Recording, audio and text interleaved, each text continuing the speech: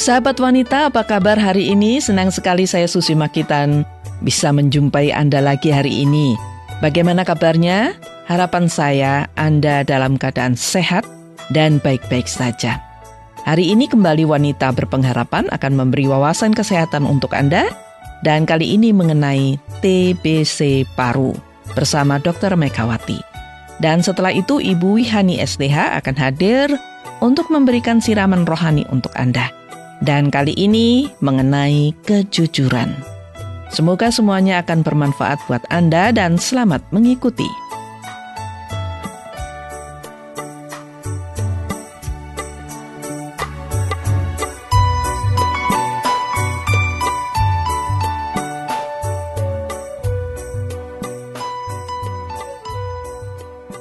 Sahabat, siapa yang tidak tahu penyakit TBC? Penyakit ini sudah ada sejak lama dan sepertinya penyakit ini susah diberantas. Saat ini penderita TBC di Indonesia terbanyak kedua di seluruh dunia. Ada ratusan ribu orang dengan TBC di Indonesia. Ada banyak yang bisa sembuh total dan ada pula yang kambuh lagi atau bahkan meninggal karena TBC. Nah, sebaiknya kita mengenal dengan baik penyakit TBC agar kita dan keluarga kita bisa terhindar dari penyakit menular ini. Saya akan berbincang-bincang dengan Dr. Megawati mengenai penyakit TBC dan beliau sudah bersama saya saat ini. Apa kabar, Dok? Sehat saja, Bu Susi. Sehat ya, terima kasih untuk kehadirannya. Dan kali ini kita akan membahas mengenai penyakit TBC yang katanya susah sekali diberantas ya. Iya. Dan ini kan memang sudah lama ya, sudah ada usaha juga dari pemerintah untuk memberantasnya. Tetapi belum berhasil juga rupanya. Nah, supaya pendengar semakin mengenal TBC dengan baik, bisa dokter jelaskan apa penyebab TBC paru, Dok? Penyebabnya bakteri, Bu Susi, ya? Yang namanya Mycobacterium TBC. Bakteri ya. Dan ini dikatakan sangat-sangat menular. Bagaimana penularannya? Penularannya lewat udara. Dikatakan sangat menular karena kalau lewat udara itu kan kita ngomong saja ya. Gampang sudah keluarlah itu bakterinya, bersin, bernafas batuk. sambil buka mulut itu juga sudah keluar bakterinya ya, Dok? Iya, itu. Jadi lewat udara, dan sebenarnya siapa sih yang mudah terkena gitu loh. Ya, siapa ini? Nah, itu adalah pengidap HIV. Karena kekebalannya turun. Jadi begini, kalau kita ini ada kuman, ada bakteri TBC ini ya, terlontar ini orang batuk, orang TBC kan batuk. Terus bakteri sama kita. Iya, bakteri itu banyak sudah, bukan hanya ke kita, sudah ke seluruh udara ya. Ada yang masuk ke beberapa orang. Misalnya kena ke satu orang, tapi dia punya kekebalannya bagus. Daya tahan tubuhnya bagus. Daya tahan tubuh bagus, dia nggak akan sakit TBC. Oh, begitu ya. Iya, bakteri tidak akan bisa menginfeksi, sudah dikalahkan oleh tubuh.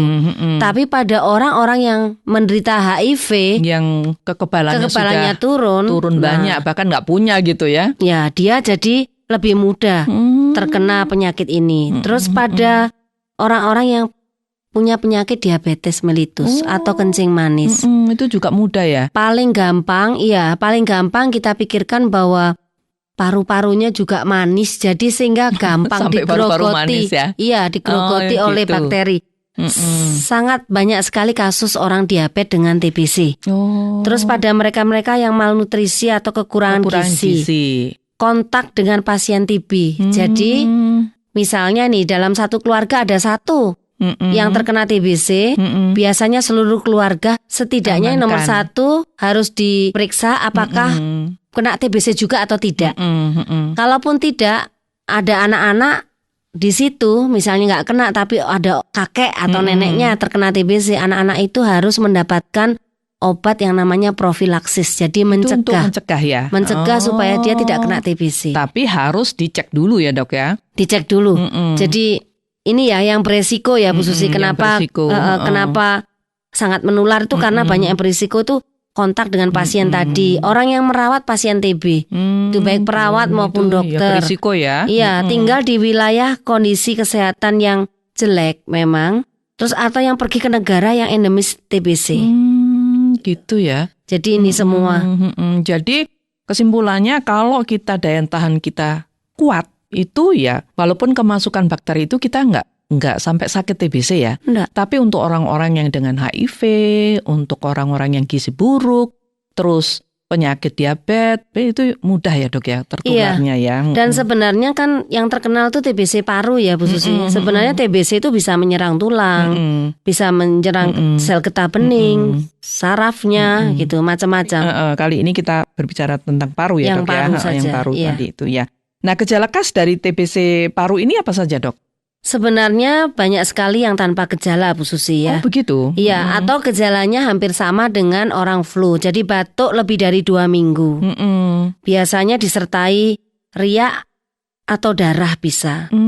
Lama-lama itu seperti itu, sesak nafas, demam, meriang, demamnya ya. Keringat malam hari tapi tidak ada aktivitas fisik. Artinya nggak olahraga, nggak apa, tapi keringatan terus, keringat dingin.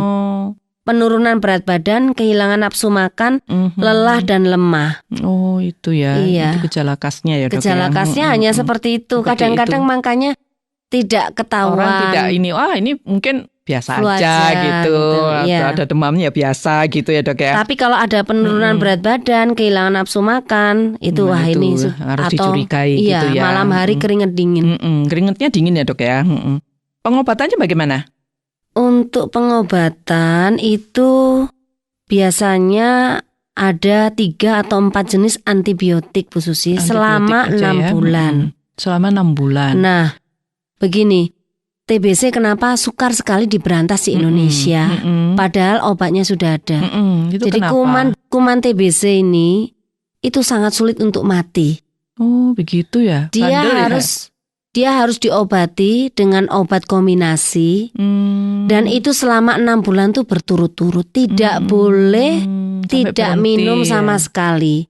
Misalnya lupa sehari itu dianggap mulai dari awal. Waduh. Nah, masalahnya orang-orang di Indonesia itu seringkali minum obat tidak rutin. Diabaikan gitu ya. Jadi kalau sudah enak tidak diminum. Padahal berapa kali sudah enak terus gak diteruskan. Itu gitu. Berarti tidak sesuai dengan terapi protokolnya 6 bulan. Harus 6 bulan gitu loh. Nah kan memang karena minum antibiotik yang untuk TBC itu nggak enak Bu Susi. Nggak enaknya kenapa? Ada efek sampingnya. Biasanya ada obat tertentu seperti namanya rifampicin itu kencingnya merah. Tapi itu bukan darah. Oh gitu ya dok ya. Terus bunyi pada telinga. Berdenging gitu. Iya, kesemutan, mual, muntah, kulit kering. Itu makanya orang jadi orang tuh malas gitu. Ya. Padahal ini sangat penting ya pengobatannya selama 6 bulan itu ya. 6 bulan tidak boleh jeda, harus terus-menerus. Yang 2 bulan pertama itu tiap hari biasanya Bu Susi. Tidak boleh berhenti. Nanti setelah 4 bulan berikutnya biasanya seminggu 2 atau 3 kali minum obat. Sudah ada aturannya. Iya. Jadi kalau gitu memang mengapa ada orang yang sembuh pasti dia rajin minum antibiotiknya selama 6 bulan. Yang tidak sembuh kambuh-kambuh lagi ini pasti ya malas ya dok ya. Iya. Nah kalau yang malas-malas seperti itu apakah bisa berakibat pada kematian gitu? Bisa saja ya. Jadi kalau yang bisa sembuh total itu yang disiplin obat sudah pasti itu. Ya pasti ya. Ya. Nah kalau yang apakah ada dibantu juga dengan misalnya makanan atau vitamin gitu dok? Ya pasti ya. Kalau misalnya itu tadi kan sebabnya bisa gampang itu bisa malnutrisi. Pasti gizinya harus diperhatikan. Perhatikan ya. Iya, itu pasti. Nah, kalau misalnya ada orang yang tidak sembuh total atau bisa meninggal, bisa juga nggak sembuh total, itu karena dia tidak teratur minum obat sehingga disiplin ya. Sehingga bakteri itu tidak mempan lagi terhadap obat itu, yang namanya resisten. Lah kalau sudah tidak mempan, lalu mau diapakan Kalau ya, sudah tidak mempan, ada obat lain lagi yang akan harus diberikan. Begitu. Iya, agak rumit ya makanya. Nah, masalahnya lagi kalau dia nggak mempan itu bisa mempengaruhi di sekitarnya juga. Dan obat yang diberikan sesudah resisten atau tidak mempan ini harganya jauh lebih mahal gitu ya. Iya. Jadi pokoknya bisa sembuh total sebenarnya bisa.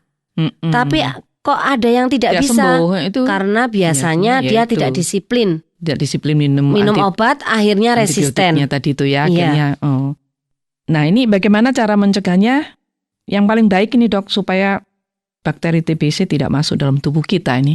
Mungkin sulit ya untuk tidak masuk dalam tubuh kita. Yang penting itu masuk tapi dia tidak menyebabkan infeksi. Yang pertama untuk anak-anak tentu saja ada vaksin. Vaksin ya, jelas ya. Iya, vaksinasi.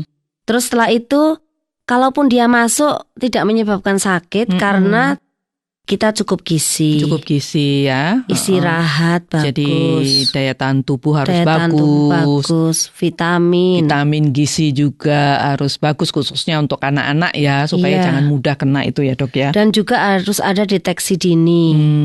Jadi deteksi dini ya. Deteksi dini artinya kalau ada di sekitarnya ada yang batuk-batuk lama, kronis, harus cepat dibawa ke rumah sakit untuk dilihat, diperiksa apakah dahaknya ini mengandung TBC atau tidak. Gitu ya. Ya. Terus harus jaga kebersihan lingkungan. Juga matahari harus masuk, sinar matahari harus cukup. Kalau batuk, bersin harus ditutup mulutnya supaya tidak menular kepada orang lain ya. Jadi itu cara mencegahnya ya dok ya. Ya. Baik, terima kasih banyak dok untuk penjelasannya dan wawasan mengenai TBC paru ini. Semoga ini juga berguna bagi pendengar yang saat ini bersama-sama dengan kita. Terima kasih banyak, sampai jumpa di program berikutnya ya dok ya. Iya.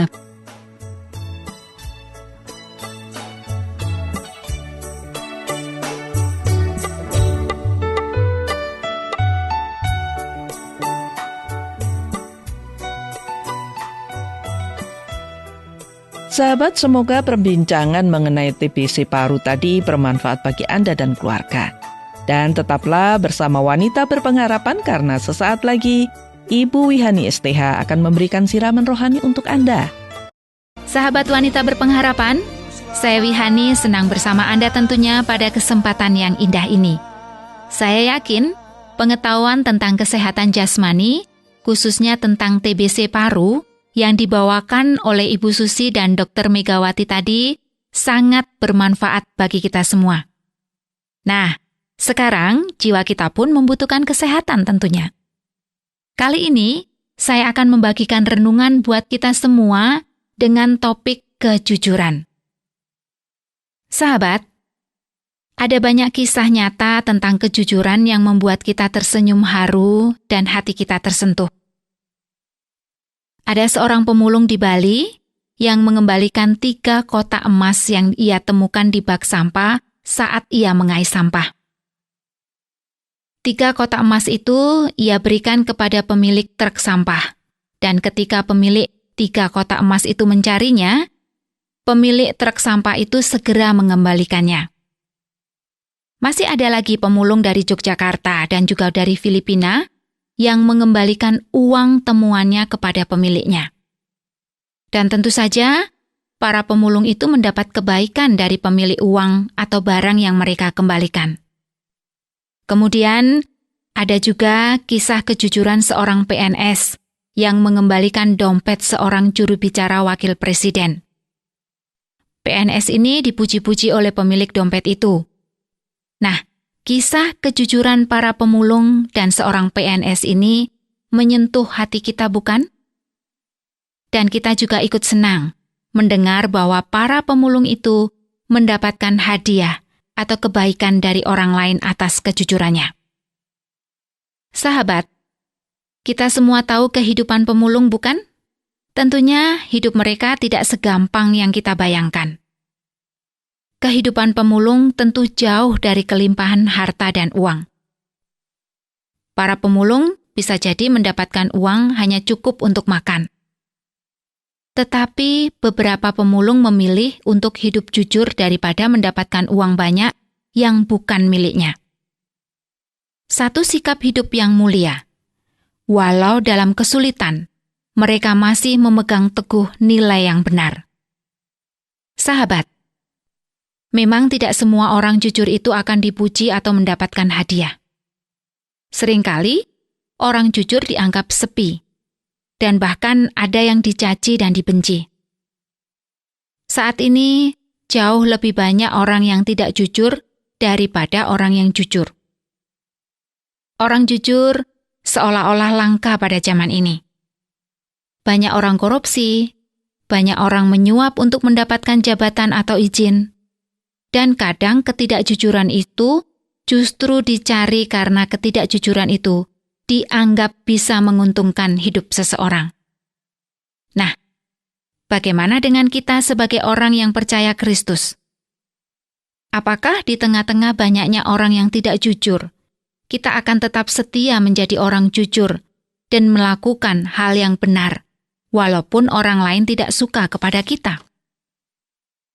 Sahabat, banyak yang tergoda untuk melakukan ketidakjujuran karena terpengaruh dengan lingkungan yang kuat menjalankan ketidakjujuran.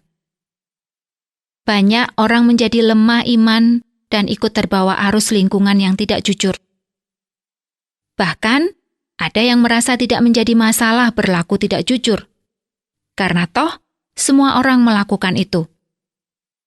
Banyak orang berpikir bahwa Tuhan akan maklum dan mengiyakan saja ketidakjujuran kalau itu dilakukan dalam keadaan terpaksa. Apakah perasaan kita selama ini seperti itu? Apakah kita menganggap ketidakjujuran itu memang sewaktu-waktu boleh kita lakukan bila dalam keadaan terpaksa? Mungkin saat pertama kali kita melakukan ketidakjujuran, kita merasa resah dan takut. Lalu kita ulangi lagi walaupun terpaksa. Kalau demikian, lama-kelamaan kita akan terbiasa melakukan yang tidak jujur. Dan kita terus berteman akrab dengan orang-orang yang tidak jujur. Lalu sebagai murid Kristus, bagaimana seharusnya kita memandang soal kejujuran ini? Sahabat, Tuhan Yesus berfirman, "Jika ya, hendaklah kamu katakan ya, jika tidak, hendaklah kamu katakan tidak." Apa yang lebih daripada itu berasal dari si jahat. Firman Tuhan ini terdapat dalam Matius pasal yang ke-5 ayat yang ke-37. Inilah yang dikehendaki Tuhan Yesus, yaitu mengatakan yang sebenarnya atau mengatakan dengan sejujurnya. Sebagai muridnya, kehidupan kita harus menunjukkan ajarannya. Jadi, dimanapun kita berada, kapanpun waktunya, dan di hadapan siapapun, yang kita lakukan adalah mengatakan ya kalau itu ya, dan mengatakan tidak kalau itu tidak. Artinya, dimanapun, kapanpun, berhadapan dengan siapapun, kita harus jujur. Walaupun kita dicaci, dibenci, dan dijauhi, atau kita mengalami kerugian, kejujuran wajib kita utamakan. Pasti kita akan mengalami kesulitan bila kita sudah biasa berlaku tidak jujur. Memang sulit memulai hidup jujur bila ketidakjujuran sudah mendarah daging. Tetapi sekali lagi, berlaku jujur bukanlah pilihan bebas, tetapi kewajiban. Nah, sahabatku, Tuhan Yesus memanggil kita untuk menjadi orang jujur. Tuhan Yesus ingin kita menaati panggilan itu. Kalau saat ini ketidakjujuran sudah mendarah daging, tidak ada kata terlambat untuk mulai bersikap dan berlaku jujur dalam segala hal. Mulailah berhenti bermain curang, tipu muslihat, manipulasi, mencuri, mengelabui, dan hal-hal lain yang menunjukkan ketidakjujuran. Niat berhenti akan menolong kita untuk mulai berlaku jujur. Tetapi bila tidak ada niat, memang akan sulit untuk memulai. Tuhan akan menolong kita kalau sudah ada niat dalam hati kita untuk berhenti berlaku tidak jujur. Kejujuran akan membuat hidup kita dekat dengan Tuhan. Karena kejujuran mencerminkan kesucian hati kita.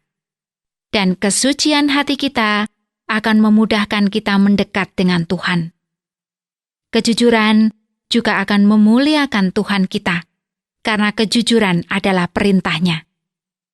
Kembali saya akan membacakan perintah Tuhan Yesus untuk kita hari ini. Jika ya, hendaklah kamu katakan ya. Jika tidak, hendaklah kamu katakan tidak. Apa yang lebih daripada itu berasal dari si jahat. Matius pasal yang ke-5, ayat yang ke-37. Tuhan Yesus memberkati Anda.